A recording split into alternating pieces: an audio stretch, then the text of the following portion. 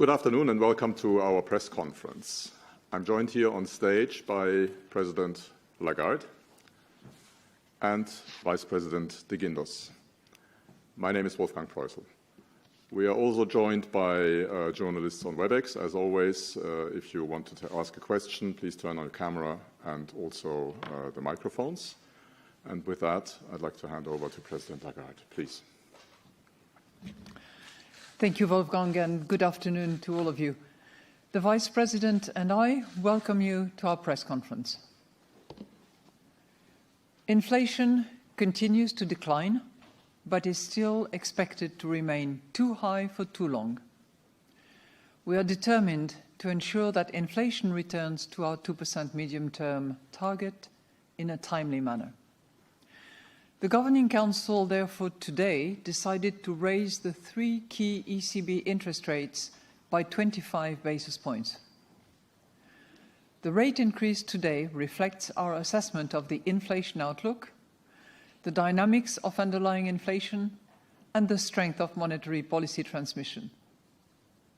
The developments since our last meeting support our expectation that inflation will drop further over the remainder of the year, but will stay above target for an extended period. While some measures show signs of easing, underlying inflation remains high overall. Our past rate increases continue to be transmitted forcefully. Financing conditions have tightened again and are increasingly dampening demand, which is an important factor in bringing inflation back to target. Our future decisions will ensure that the key ECB interest rates will be set at sufficiently restrictive levels for as long as necessary to achieve a timely return of inflation to our 2% medium-term target. We will continue to follow a data-dependent approach to determining the appropriate level and duration of restriction. In particular, our interest rate decisions will continue to be based on our assessment of the inflation outlook in light of the incoming economic and financial data, the dynamics of underlying inflation, and the strength of monetary policy transmission. We also decided to set the remuneration of minimum reserves at 0%. This decision will preserve the effectiveness of monetary policy by maintaining the current degree of control over the monetary policy stance and ensuring the full pass-through of our interest rate decisions to money markets. At the same time, it will improve the efficiency of monetary policy by reducing the overall amount of interest that needs to be paid on reserves in order to implement the appropriate stance. The decisions taken today are set out in a press release that is available on our website. The details of the change to the remuneration of minimum reserves are provided in a separate press release to be published at 3:45 Continental European Time. I will now outline in more detail how we see the economy and inflation developing, and will then explain our assessment of financial and monetary conditions. Looking at the economic activity first, the near-term economic outlook for the euro area has deteriorated, owing largely to weaker domestic demand. High inflation and tighter financing conditions are dampening spending. This is weighing especially on manufacturing output, which is also being held down by weak external demand.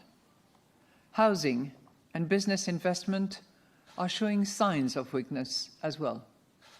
Services remain more resilient, especially in contact-intensive subsectors such as tourism. But momentum is slowing in the service sector. The economy is expected to remain weak in the short run. Over time, falling inflation, rising incomes, and improving supply conditions should support the recovery. The labour market remains robust. the unemployment rate stayed at its historical low of 6.5% in May, and many new jobs are being created, especially in the services sector. At the same time, forward-looking indicators suggest that this trend might slow down in the coming months and may turn negative for manufacturing. As the energy crisis fades, governments should roll back the related support measures promptly and in a concerted manner. This is essential to avoid driving up medium-term inflationary pressures, which would otherwise call for a stronger monetary policy response. We welcome the recent Eurogroup statement on the euro area fiscal stance, which is consistent with this assessment. Fiscal policies should be designed to make our economy more productive and to gradually bring down high public debt. Policies to enhance the euro area's supply capacity can help reduce price pressures in the medium term while supporting the green transition, which is also being furthered by the Next Generation EU programme. The reform of the EU's economic governance framework should be concluded before the end of this year. Let's look at inflation. Inflation came down further in June, reaching 5.5% after 6.1% in May. Energy prices fell again, dropping by 5.6% year-on-year. Food price inflation continued to slow but remained high at 11.6%. Inflation, excluding energy and food, edged up to 5.5% in June, with goods and services following diverging trends. Goods inflation decreased further to 5.5% from 5.8% in May.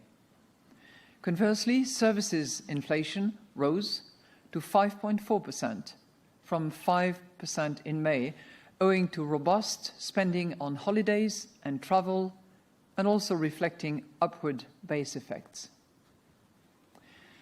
The drivers of inflation are changing. External sources of inflation are easing. By contrast, domestic price pressures, including from rising wages and still robust profit margins, are becoming an increasingly important driver of inflation. While some measures are moving lower, underlying inflation remains high overall, including owing to the persistent impact of past energy price increases on economy-wide prices. Although most measures of longer-term inflation expectations currently stand at around 2%, some indicators remain elevated and need to be monitored closely. Turning now to our risk assessment. The outlook for economic growth and inflation remains highly uncertain. Downside risks to growth include Russia's unjustified war against Ukraine and an increase in broader geopolitical tensions, which could fragment global trade and thus weigh on the euro area economy. Growth could also be slower if the effects of monetary policy are more forceful than expected, or if the world economy weakens and thereby dampens demand for euro area exports.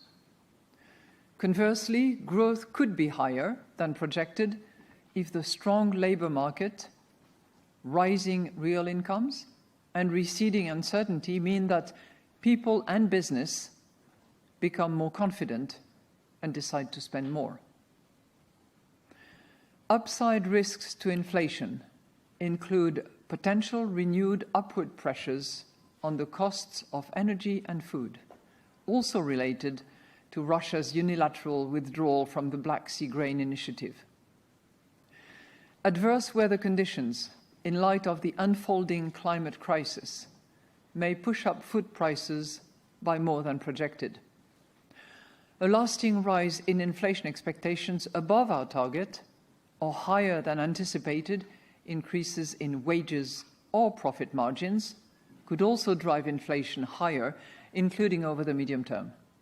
By contrast, weaker demand, for example, owing to a stronger transmission of monetary policy, would lead to lower price pressures, especially over the medium term. Moreover, inflation would come down faster if declining energy prices and lower food price increases were to pass through to the prices of other goods and services more quickly than currently anticipated. Let's look at the financial and monetary conditions. Our monetary policy tightening continues to be transmitted strongly to broader financing conditions. Risk-free interest rates over short to medium-term maturities have increased since our last meeting, and funding has become more expensive for banks, in part owing to the ongoing phasing out of the ECB's targeted longer-term refinancing operations known as TLTRO. The large TLTRO repayment in June went smoothly, as banks were well prepared. Average lending rates for business loans and mortgages rose again in May to 4.6% and 3.6% respectively. Higher borrowing rates and the associated cuts in spending plans led to a further sharp drop in credit demand in the second quarter, as reported in our latest bank lending survey. Moreover, credit standards for loans to firms and households tightened further, as banks are becoming more concerned about the risks faced by their customers and are less willing to bear these risks. Tighter financing conditions are also making housing less affordable and less attractive as an investment, and demand for mortgages has dropped for the fifth quarter in a row. Against this background, the annual growth rate of lending continued to decrease in June, falling to 3% for firms and 1.7% for households, with annualized growth rates of 0% and minus 0.2% in the second quarter, respectively. Amid weak lending and the reduction in the Eurosystem balance sheet, the annual growth rate of broad money fell to 0.6% in June, with an annualized growth rate of minus 1.1% in the second quarter. To conclude, inflation continues to decline, but is still expected to remain too high for too long. The Governing Council, therefore, today decided to raise the three key ECB interest rates by 25 basis points. Our future decisions will ensure that the key ECB interest rates will be set at sufficiently restrictive levels for as long as necessary to achieve a timely return of inflation to our 2% medium-term target. We will continue to follow a data-dependent approach to determining the appropriate level and duration of restriction. In particular, our interest rate decisions will continue to be based on our assessment of the inflation outlook in light of the incoming economic and financial data, the dynamics of underlying inflation, and the strength of monetary policy transmission. In any case, we stand ready to adjust all of our instruments within our mandate to ensure that inflation returns to our medium-term target and to preserve the smooth functioning of monetary policy transmission. We are now ready to take your questions. Thank you. Thank you, President Lagarde. And the first question goes to Jana Rando of Bloomberg News. Jana, please. Good afternoon, Madam President. Good afternoon. Two questions, as always. Does the absence of guidance for September, I assume you expected such a question, mean the Governing Council is equally open to another hike, to a pause, or even to the conclusion that rates have already reached their peak? That would be the first. And the second one, I'm wondering how much of your decision on lowering the remuneration of minimum reserves has been, or how much of that was driven by concerns over central bank losses? Thank you. Thank you very much for your two questions. You know what, let me just remind you what we have been doing. And I'll come to your interest, which is what happens next. But let me just remind you what we're doing and what we have been doing. We are raising interest rates, all three rates, by 25 basis points. And this is the 9th decision to hike that has been taken in a matter of 1 year. So invariably, one meeting after the other, we have raised rates. The DFR is now at 3.75. And this decision that was unanimously agreed amongst all members of the Governing Council is driven by one key determination, which is to bring inflation to target, our target, which is medium-term inflation. There is unanimous determination to do so. What have we decided as well? And I'll come to your minimum remuneration because that was your second question. We have also decided, and I'm going to quote because it's a sentence that you might hear over and over, not this time, next time, and future times. We say, our future decisions will ensure that the key ECB interest rates will be set at sufficiently restrictive levels for as long as necessary to achieve a timely return of inflation to our 2% medium-term target. So some of you may have noticed a slight change of a verb.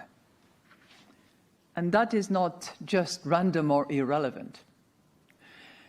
And I think it's predicated on our determination to be data dependent. So I have said on many occasions that we had ground to cover, or we have more ground to cover. What I'm saying here is that data and our assessment of data will actually tell us whether and how much ground we have to cover. So we are deliberately data dependent, and we have an open mind as to what the decisions will be in September and in subsequent meetings, because this determination based on data might vary from one month to the other. So we might hike and we might hold. And what is decided in September is not definitive. It may vary from one meeting to the other. So I hope it's very clear that we are not in the domain of forward guidance, but we are very strongly rooted in our determination to break the back of inflation and to take inflation back to 2% medium term on a sustainable basis. And to do that, we will be informed by data, we will analyze the data, and we will then decide at that point in time, we will have the inflation outlook, we will have 2 readings of inflation with all the underlying dissection and understanding of it, and we will have even more understanding of our monetary policy transmission. And that will be repeated every governing council after every governing council so that we can make sure that, as I said, we break the back of inflation. Now, on your second question, our primary job is to set monetary policy so that inflation stabilizes at 2% over the medium term. No dispute about that. But we also have a public duty to make the implementation of our monetary policy as efficient as possible. So by cutting the remuneration on minimum reserves only, that's the basis that we will use, cutting it to 0, we will reduce the amount of interest that we pay, which means the implementation of our policy is going to be more efficient. At the same time, it is going to have no impact on our policy stance, which is currently determined by the remuneration, not on minimum reserves, on excess reserves, which, as you know, are far plentier than the minimum reserves. So that's the decision that we made. More efficiency And that's also, of course, predicated on the principle of proportionality. Thank you, President. And the next question goes to Annette Weisbach of CNBC. Annette, please. Thank you very much for taking my question. I have a question on the discussion concerning the time lag of monetary policy decisions and the effect it will have on inflation, because you have, of course, tightened at a record pace now, and there are discussions that one first has to wait a little bit until to really see the materialization of those rate hikes. So how are discussions going on that front? And then I would like to know whether you have discussed accelerating the shrinking of your balance sheet, and if not, whether this could be a topic for the so-called second half of the year. Thank you. Thank you very much for your two questions. I'll take the second one. We have not discussed the reduction of our balance sheets, and we have obviously acknowledged that the balance sheet has reduced, and it has reduced as a result of, number one, the reimbursement of more than what was expected to be reimbursed under the TLTRO reimbursement in June, and also by the fact that we have not only stopped net asset purchases, but we have stopped any reinvestment. So the balance sheet of the ECB is reducing as a result of that, but we have not discussed any further reduction at this point. On your other question, as you know, transmission of monetary policy is one of the three metrics that we use in order to determine our monetary policy stance, the strength of monetary policy transmission. And we look at it that way. We see it as essentially a two-leg process. The first leg is transmission to financing at large. What is the impact on lending for banks, lending by banks to both corporates and households? And we try to measure that as accurately as possible by looking at volumes of loans, by looking at rates, by looking at, obviously, the bank lending survey that many of you have commented yesterday, which informs us about what banks anticipate and in which area and which directions they expect to either increase or reduce the volume of loans and reassess their risks in relation to borrowers. So that's the first leg. And there are clear indications that our monetary policy is transmitted through that channel. The next one, which is the second leg, is transmission to the economy. And from financing to the economy, how quickly does that move? How efficient is it? And we are really beginning to see now transmission materializing, whether you look at investment in housing, whether you look at investment altogether, there is obviously a decline on those two accounts. Still too early, and there is certainly more in the pipeline, but we are definitely seeing monetary policy being transmitted and being transmitted strongly. That's obviously the case for the first leg, and it is also now beginning to be the case in the second one. Thank you, President. And the next question goes to Francesco Canepa of Reuters. Francesco, please.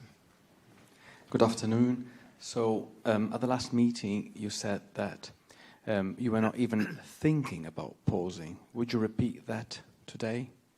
The second question is, would you agree with a line that's been repeated by many of your colleagues on the Governing Council, that the risk of doing too little outweigh the risks of doing too much in terms of rate hikes?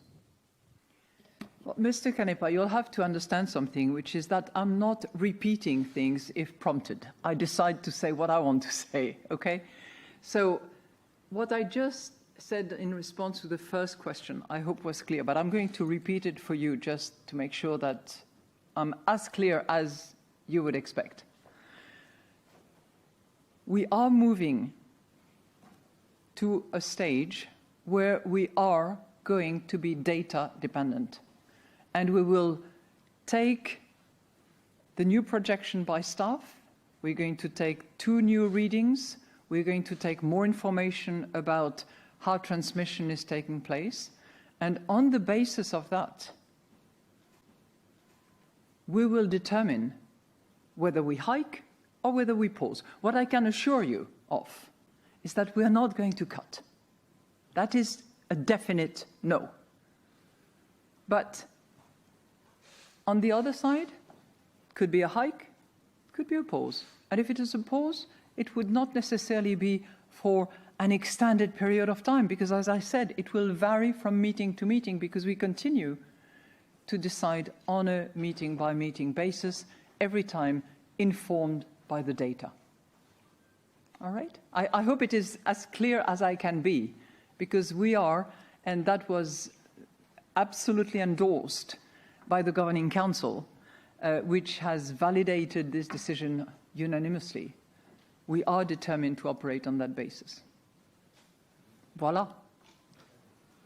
Your second question, I've forgotten. You always ask something that I should repeat or that I should endorse, but I'm not doing that, sorry. You know, if my colleagues take this view or the other, that's fine, and they can certainly be free to expand in one way or the other, but I can assure you that on the occasion of today, it was a unanimous determination. And the determination is rooted in one very simple direction, 2%. We want to break the back of inflation. 2% is the goal, and we will get there, come what may. Thank you. Now turning to WebEx, I'd like to give the floor to Fabrizio Goria of La Stampa. Fabrizio, please, over to you.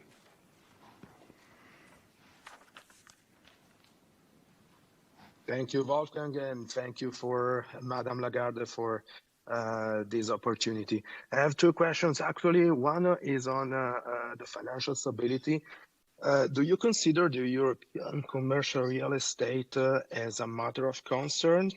And the second one, can you elaborate more in details the spiral between wages and prices? Thank you. Thank you a lot. What? I'm sorry, the second question, you say the spiraling? Can you elaborate more in details the dynamics about wages and prices and inflation, basically? Okay, so the risk of second round effect. Thank you. Yeah, that's correct. Thank you. Take the first one? Yes, for sure. So, good afternoon. With respect to commercial real estate, it is quite clear if you look at our financial stability review that we have paid a lot of attention to commercial property and to the declines in prices. This decline in prices started even before the tightening of monetary policy. And, the different agents and players that are exposed to commercial property that are mainly non-banks. So it's something that we pay attention to, that we have analyzed in the past. And there is a clear, let's say, divide between commercial property and residential property. In the case of residential property, we have not seen any decline in prices. What we have seen is a slowdown in the evolution of prices. But commercial property is something that we have paid attention and that we will continue paying attention in the future. And on your second question, I think you raised the question of potential risk of second round effect. Let me just take you back for a second, because it's a matter that we have reviewed, that staff is doing a lot of work on, and that we have discussed. It's the role of wage growth and the role of profit margins as two key drivers of inflation, which are gradually eliminating the external causes that were prevalent before. The wage increases is definitely playing an increasing role as a driver of inflation. And so have profit margins. On the profit margins front, we are seeing a slight decline in the first quarter of 23. And as you may remember, our projection is also predicated on the fact that profit margins are wide enough to accommodate the squeeze that will be needed in order to allow for wage increases. But if we look at inflation expectations, if we look at how wages and profit margins are evolving, we are not seeing a second round effect result. And for the moment, at least, nothing suggests the risk of strengthening any second round effect. But we are really monitoring that very carefully because, as you know, service inflation is the sort of hard nut to crack in terms of inflation, given that on goods it's going down, energy is coming out and is negative. Clearly, we're focusing on services that are labor intensive and that are also not as sensitive to interest rates. But we're looking at that very carefully and we'll continue to look at that extremely carefully. Thank you, Madame Lagarde. And the next question goes to Andres Stumpf of Expansion. Andres, please. Thank you. Madam President, regarding the September meeting and the possibility of hiking or pausing, as of today, does the burden of the proof fall on an improvement of the inflation outlook?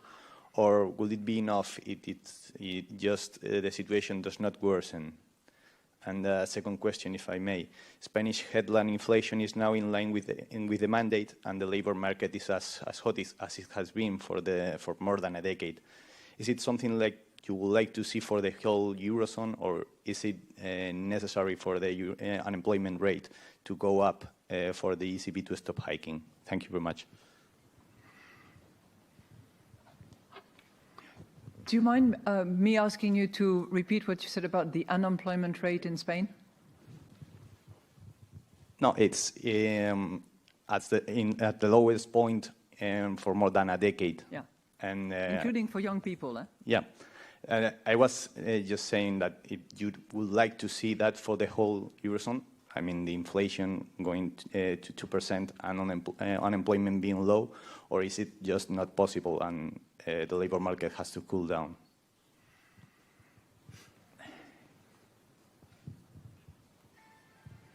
I'll start with that one, your question about Spain, because it demonstrates the beauty of Europe and the heterogeneity that we have amongst the 20 countries that are members of the euro area.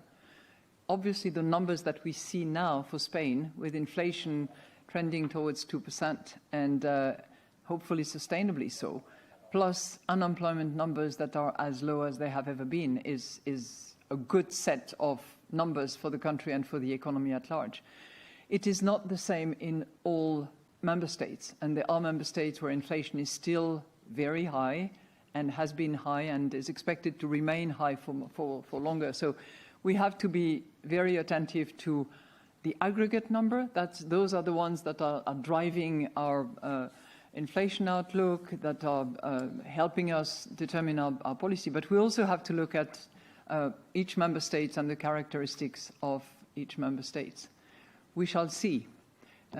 Data will actually inform us better, but the hope that we have is that inflation will come down to 2% medium term. That is our primary mandate. As you know, we don't have a dual mandate, unlike the Fed, and that's what is going to drive our determination. If we can do that with unemployment at the lowest level and staying there, that would be very, very, very good.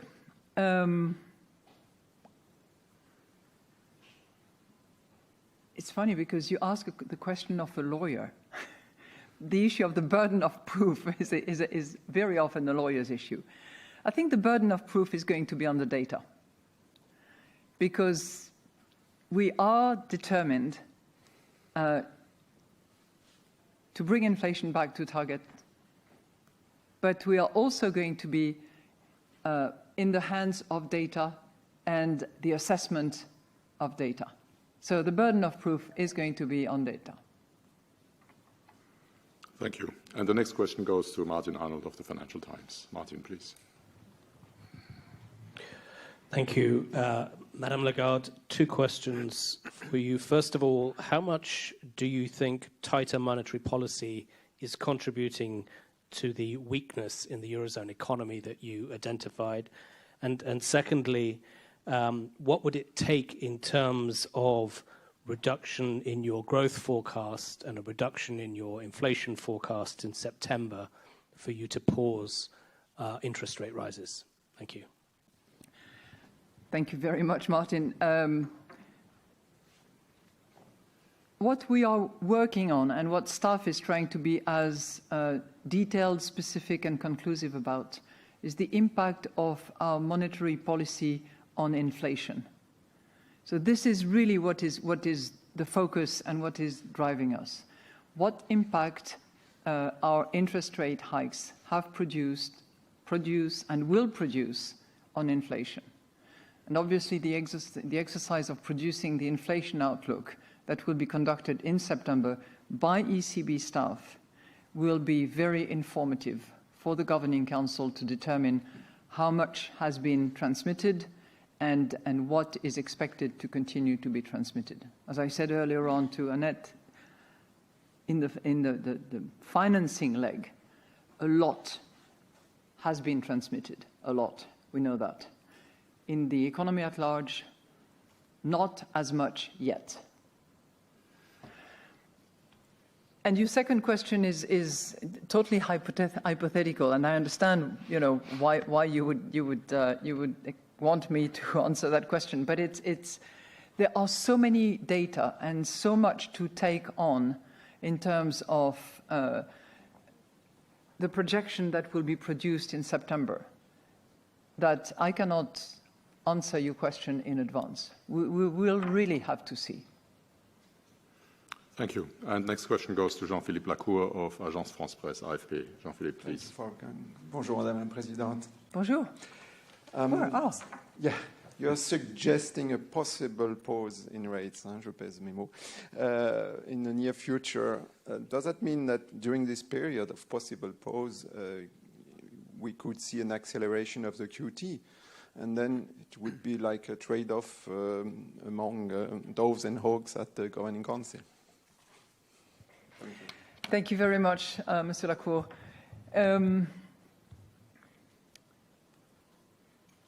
Our key tool, our key instrument in the current circumstances, given the level of inflation that we have at the moment, is interest rates. So there will be no trade-off between either interest rate or QT. Interest rate is the main tool and the most efficient one. So it's the one that we will be using. There is the possibility of a hike. There is the possibility of a pause. It's a decisive maybe, but don't expect me to go one way or the other. As I said, the burden of proof is going to be the data. And the ultimate point that we are determined to reach is the 2% inflation. Thank you. Next question goes to Jan Malin of Handelsblatt. Jan, please. Thank you. Good afternoon, Madame Lagarde. You've mentioned that several economic indicators recently have been weaker than expected, and there's some economists warning already that the ECB is overdoing it with rate hikes. So, and they think that more patience would be necessary. So what's your response on that? And my second question, climate activists criticize that green bond purchases of the ECB under the new scoring system have largely stopped. Have you perhaps promised too much in terms of what the ECB can contribute to climate protection? Thank you. So we would be doing too much and promising too much. Look, doing too much is certainly not something that we are considering. What we are focusing on is the inflation numbers. We are committed to deliver 2% headline medium term on a sustainable basis in a timely manner. This is our commitment. This is the drive of the Governing Council. When I look at headline numbers, when I look at core inflation number, when I look at all the many measures of underlying inflation, trying to really isolate the most robust element and removing the most volatile part of it, we are seeing inflation that is still too high and that we project to remain too high for too long. So we have to do what we have to do, which is currently to hike. We know that we are getting closer, but we also know that the options are on the table to continue to hike or to hold. And we also know that it will vary meeting by meeting because we want to be determined by the data and the analysis and the assessment that we make of the data. It's not surprising that it is transmitting to the financing channel. It is not surprising that there is less investment in housing. It is not surprising that there is less investment altogether. This is the intended impact of the monetary policy stance that we have determined. And this is precisely what will return inflation to target. On the other point, have we promised too much? We have promised in our strategy review and subsequent decision, we have promised to be Paris Agreement aligned. And obviously, as noticed by all of you and as noticed by Greenpeace as well, we stopped any asset purchases under the asset purchase program because we are no longer reinvesting. So as a result of that, under the CSPP, we are not reinvesting. We are letting that portfolio into runoff mode. What we have decided is that we will stick to our commitment to be Paris Agreement aligned. And we will, in the course of 23, elaborate the means and the ways by which we will be Paris aligned. I just want to remind you, and this is not to distract me for a second from the fight against inflation, but I just want to call your attention to the massive amount of work that is being done in the supervision arm of the ECB in order to really raise the level of awareness and the level of concern by banks and through banks by their clients. And this is really beginning to work. Thank you. Turning back to WebEx, I'd like to give the floor to Tom Fairless of the Wall Street Journal. Tom, please.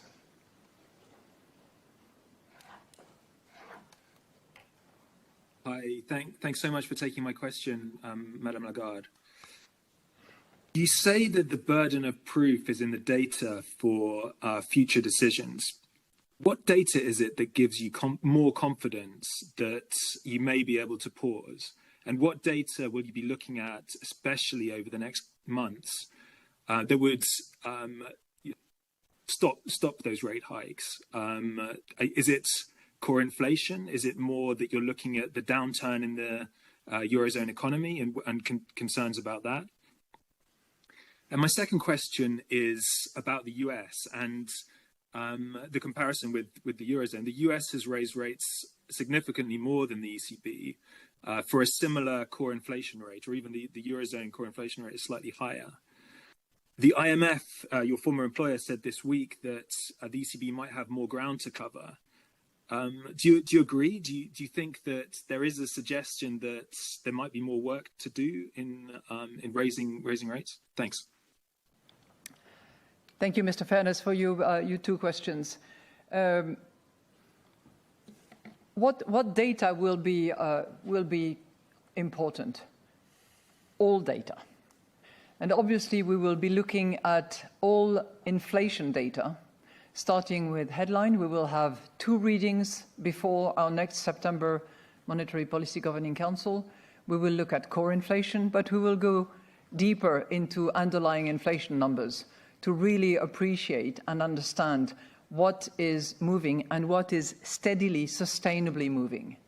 We know that some indicators are showing, particularly in the in goods, it's pretty obvious. You look at producer prices, it's pretty obvious. But when you start looking into services in particular, you have to really dissect those that are energy intensive, those that are interest intensive, those that are, interest sensitive, what share of labor there is in various segments of services. So we have to look into all that to understand whether the action that we have determined in the last year and a half now is really having a long-standing impact that will take inflation back to 2%. Don't forget also that we will be looking at the inflation outlook that will be produced by the ECB, which will give us, again, the expected path of inflation, and the readings for 24 and 25 will obviously be very informative for us. We will look at labor numbers, we will look at investment numbers, we will look at just every single parameter of the whole economy of the euro area that we can look at in order to inform ourselves. I know it would be helpful for those who are using the same models, that are playing the same exercise, to understand from us that there is one particular specific indicator, one particular set of data that prevails over the other. No, it is not the case. We're looking at all of it, and expectations are part of the picture as well. The institution that I used to lead, the IMF, has updated its WEO April numbers. And I don't think that any of its terribly talented staff would argue with me that inflation in the United States and inflation in Europe are two different beasts that are fueled by different drivers, and in a context that is vastly different, both in terms of fiscal, in terms of labor market, in terms of energy. And that certainly has something to do with explaining why figures are where they are. And, you know that better than anyone else. The Fed started a little bit earlier than the ECB and started from a base which was not negative interest rates either. And the next question goes to Isabella Bufacchi of Il Sole. Oh, no, I wanted to add for Tom. You asked, do we have more ground to cover?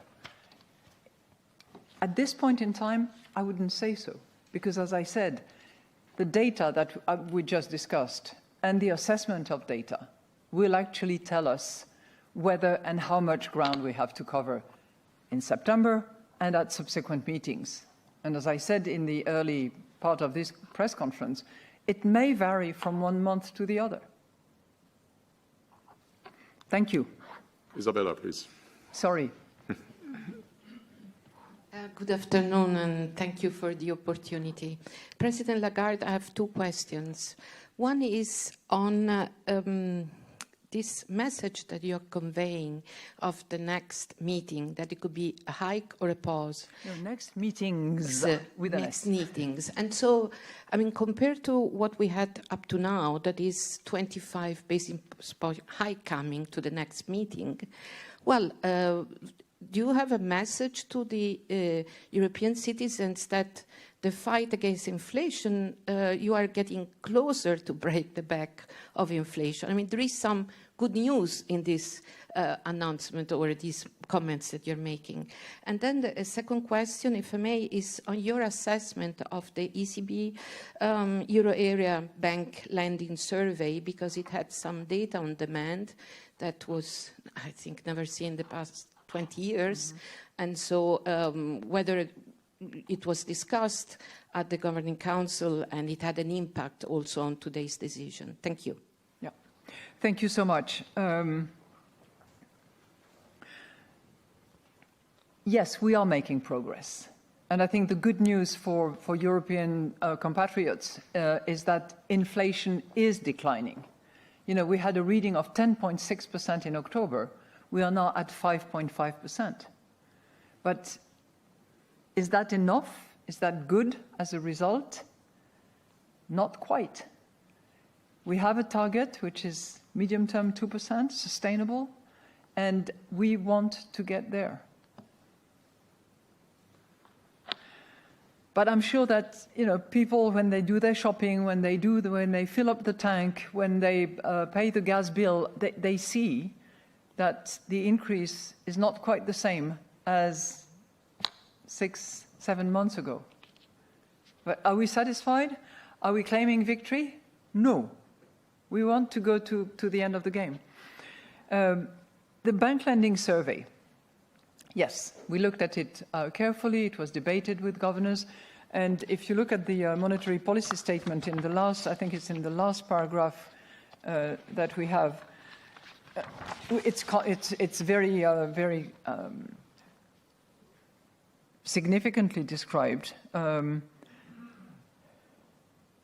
We say the annual growth rate of lending continued to decrease in June, falling to 3% for firms and 1.7% for households, with annualized growth rate of 0%, completely flat, and minus 0.2% in the second quarter, respectively. So not only are we seeing it very mildly growth year on year, but we're seeing a decline in the last quarter, and the same holds for both corporates and households.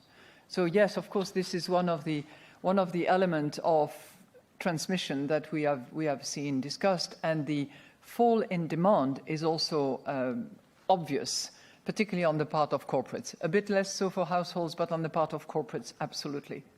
Absolutely. Yeah. Thank you. And this brings our press conference to the end. We wish you a very nice and happy summer, and see you back here for our next press conference on the 14th of September. Thank you.